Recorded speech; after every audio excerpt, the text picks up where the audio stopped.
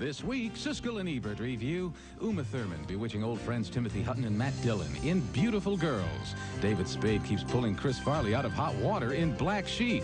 And Christian Slater races to stop renegade bomber John Travolta in Broken Arrow.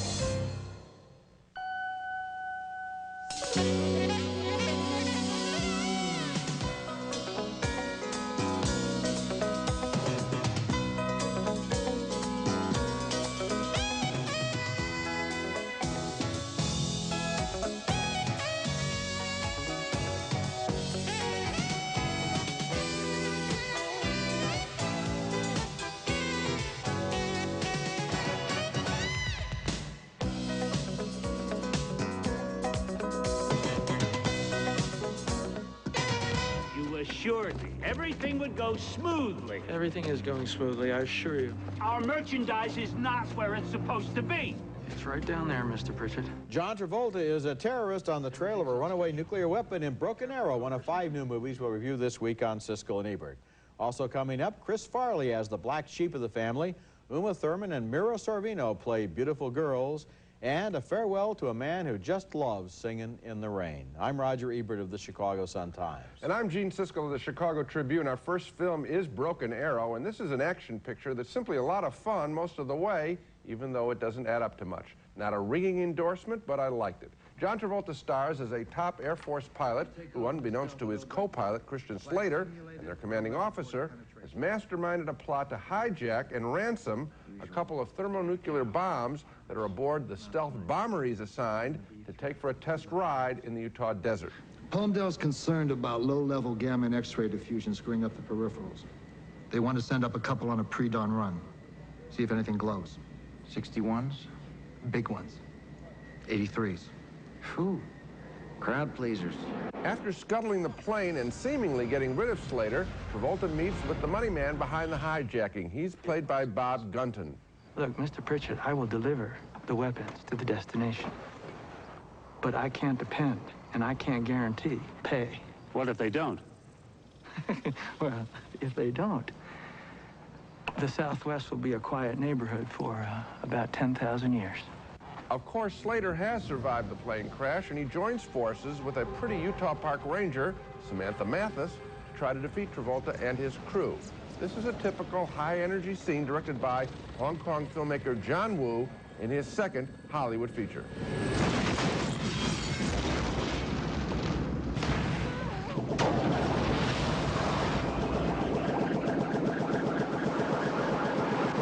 And here's more action as the fight between Slater and Travolta is complicated by the presence of the bombs.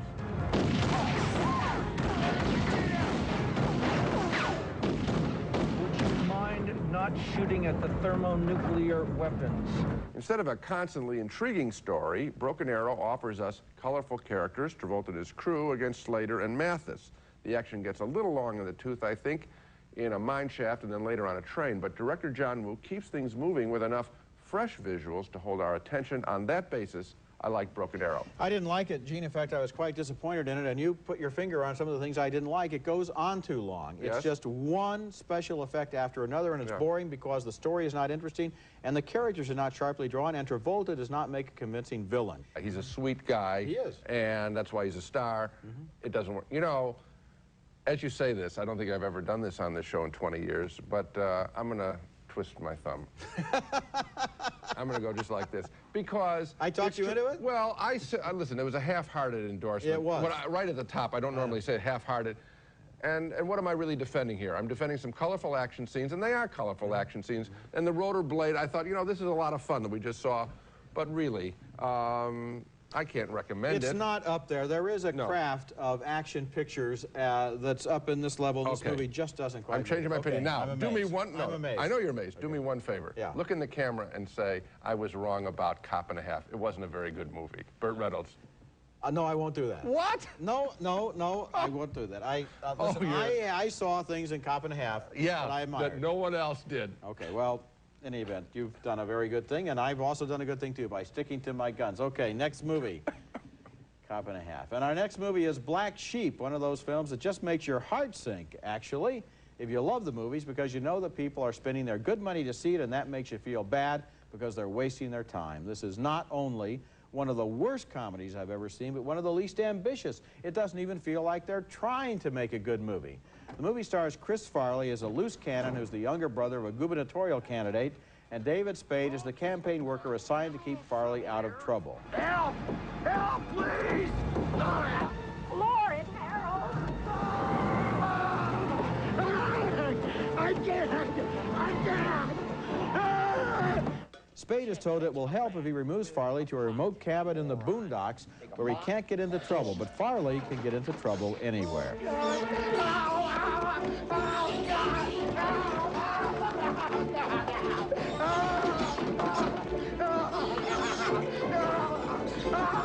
Get this thing off me! What the hell are you now? Instead of thinking of comic situations involving people and dialogue, the movie thinks it would be funny if a big boulder knocks over their cabin. This place is trashed. Check this out. This whole fridge is held up here just by this plug.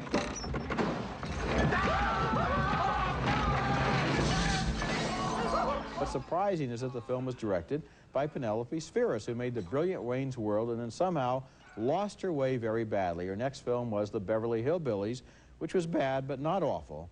Black Sheep is awful. I have a confession to make.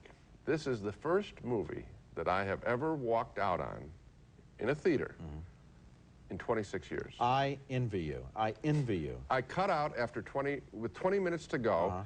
I pretended like I had to go to the bathroom so the people, you know, and I came back in again, so they think I went to the bathroom, and then I went out again. I was trying to fake out, in case people, because we should never do this. I left It's okay to do it if you say you did it. I did, that's why I have to say it. I did it with $1 Million Duck in 1969. Yeah. This stunk. Yes. Chris Farley is not funny. No. I knew John Belushi.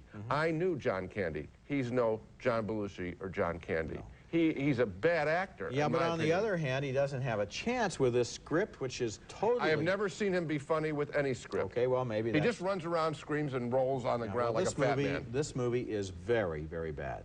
Terrible. Coming up next, a bunch of immature young men and their fixation on beautiful girls. You're gonna end up 80 years old, drooling in some nursing home. Then you're gonna decide it's time to settle down, get married, have kids.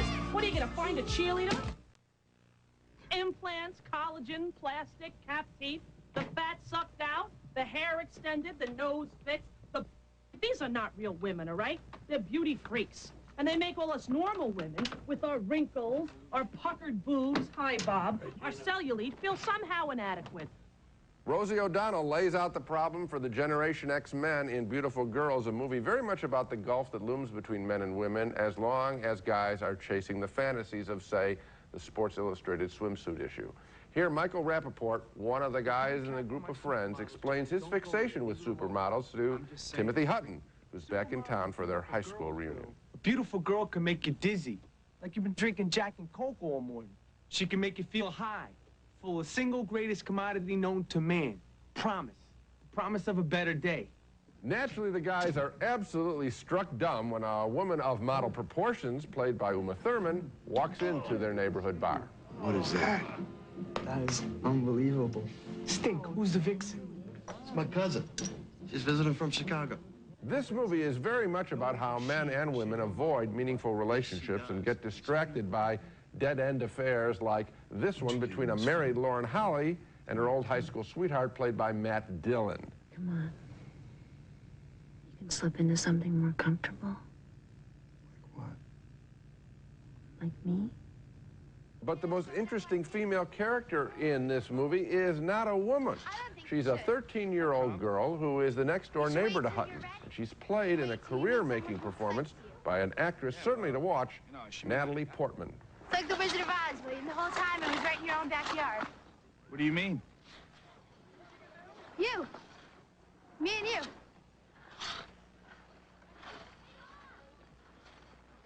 Really? Yeah, you don't think? Well, we have a little age problem. I know, we're star-crossed as Romeo and Juliet. It's tragedy of Elizabethan proportions. You know, as much as I like parts of this picture, I wish the whole movie, Beautiful Girls, had been about those two characters. But in terms of story construction, this is a feature-length episode of sort of the hit TV show Friends. It was written by a man, Scott Rosenberg, and I think he does a real good job of criticizing the men in this film. challenging them to grow up. There's an awkward scene for every moment of truth in Beautiful Girls, but on balance, I did like it. I liked it too, and I liked Rosenberg's screenplay. He also wrote Things to Do in Denver When You're Dead, and I feel that that movie, for me at least, was a little over the top in terms of the dialogue. Here, he's right on target, especially in that Rosie O'Donnell scene, which sets up everything in the movie. She lays it right out. These guys have wonderful women right there in their lives, and they cannot accept them because they're after supermodels or penthouse pets or some kind of an idealized vision of some impossible dream that they're never going to achieve, and as a result, they're miserable, and that's what the movie is about, and it's very funny and very true. And how about this Natalie Portman? Oh, now remember her, she was in The Professional. Okay, but I want to tell you that, you know, Jodie Foster, when she burst on the screen with Alice Doesn't Live Here Anymore, I think that was really the role where you said, wow, and you're attracted to the intelligence. She's terrific. When we come back, the backstage story of some poverty-stricken British actors trying to put on a play in A Midwinter's Tale.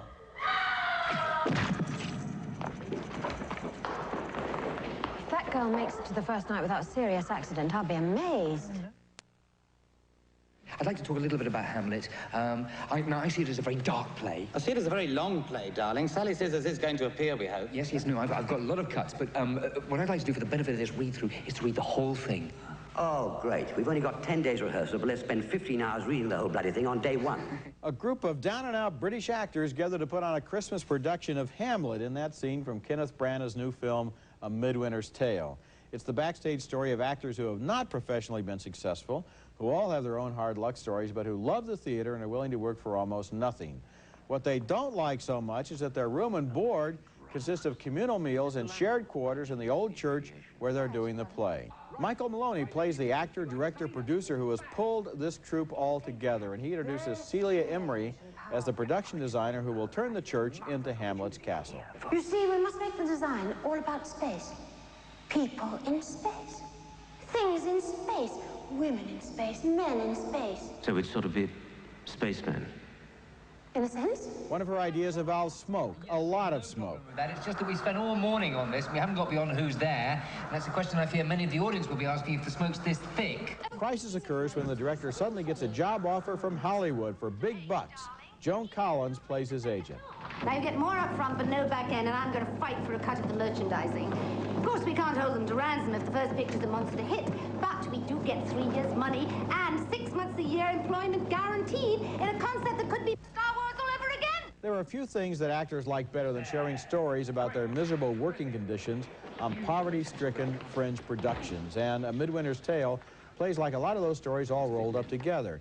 It's sort of a slight little movie because none of the characters are really developed to the degree that we care deeply about them. It's more about the idea of a threadbare troupe than about any individual member.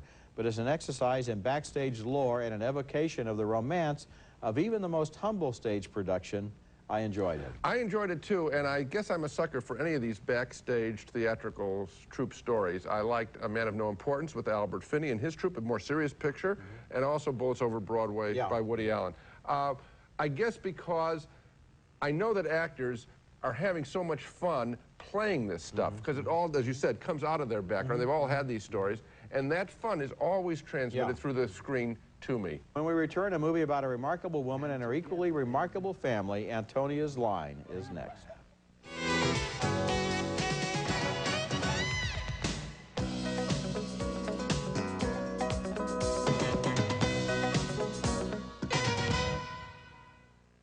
The Century Plaza, offering the finest in luxury, service, and Southern California style, adjacent to Beverly Hills on LA's fashionable West Side. The Century Plaza Hotel and Tower, a Westin hotel. Our next film is something special from the Netherlands. It's called Antonias Line. It's the official Dutch entry this year for Best Foreign Language Film, and I think it deserves serious consideration. A magical folk tale of sorts. It begins right after World War II as a powerful woman returns to her farming village to raise her daughter on her own. Antonia, played memorably by Valekie van Amelrooy, thinks she doesn't need a man in her life, but one comes calling nonetheless. Jan de Cler plays the widowed farmer known as Bas. U mag van tijd tot tijd langskomen, want er zijn dingen te doen in het huis die wij zelf niet kunnen. U zou me zeer verplichten als u ons daarbij behulpzaam zou willen zijn. En wat krijg ik daarvoor in ruil? Een bak koffie. Spijlen. Goed. Dat heb ik zelf allemaal.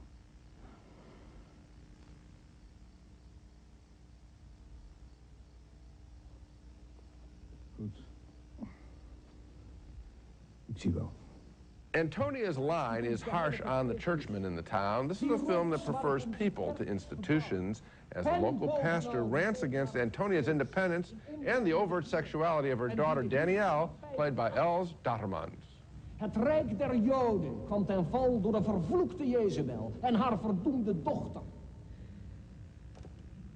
Antonia's Line, written and directed by Marlene Goris, is the kind of colorful, mythic story that Hollywood never makes these days. A film not with its eye on the box office, but rather on the spirit that helped rebuild a nation after war. Antonia's Line is a very good entertainment. Boy, it sure is. I really felt, as this movie went along, that I was getting to know the people in this village. I knew that if you walk down the street and turn the corner, Always you'd a good find test. Crooked Finger, who was the scholar, or you'd find one of the other characters, and it was almost like Dutch magic realism. It was almost like one of those South American films in which the way that these wonderful people come in to this extended family, and the table where they have their communal meals gets longer and longer as they keep adopting strays, and children come back to the fold and so forth, was just wonderful. Now look at the sensibility that makes a film like this. This is a film that would be rejected in Hollywood because, will people get it, that these characters are kind of strange and weird, as opposed to embracing folk tales, colorfulness. I just wish somehow, I wish we could transport the mentality that makes a picture like that out to Hollywood. One of the good things about the Academy Awards is that if a movie like this wins an Oscar, then people will sample it and they will find a very good picture. When we come back, a salute to Gene Kelly, who died last week, but for movie lovers, will always be Singing in the Rain. Come on with the rain, I've a smile on my face. Siskel and Ebert's Video Pick of the Week, brought to you by Orville Redenbacher's Gourmet Popping Corn, the best part of the movies. Two men transformed the art of dancing in the movies. One of them was Fred Astaire, and the other was Gene Kelly, who died last week at the age of 83. Because they were in a class by themselves, they were often compared, and the verdict was Astaire had more grace and a magical aura, and Kelly was more realistic. When he danced, it was like a real guy had suddenly been possessed with rhythm.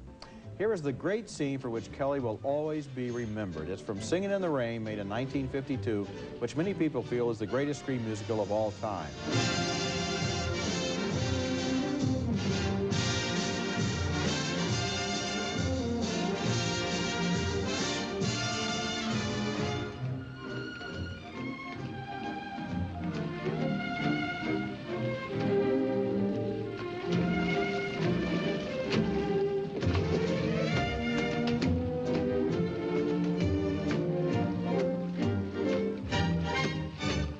Was a gifted athlete, and he used that ability in Vincent Minnelli's The Pirate, made in 1948, and co-starring Judy Garland. Don't you dare take another step across that wire.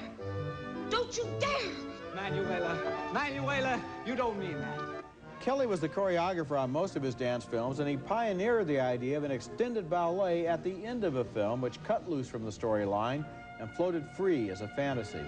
Here's part of the famous 17-minute dance sequence at the end of An American in Paris, which won the Oscar as Best Picture of 1951. His partner here is Leslie Caron.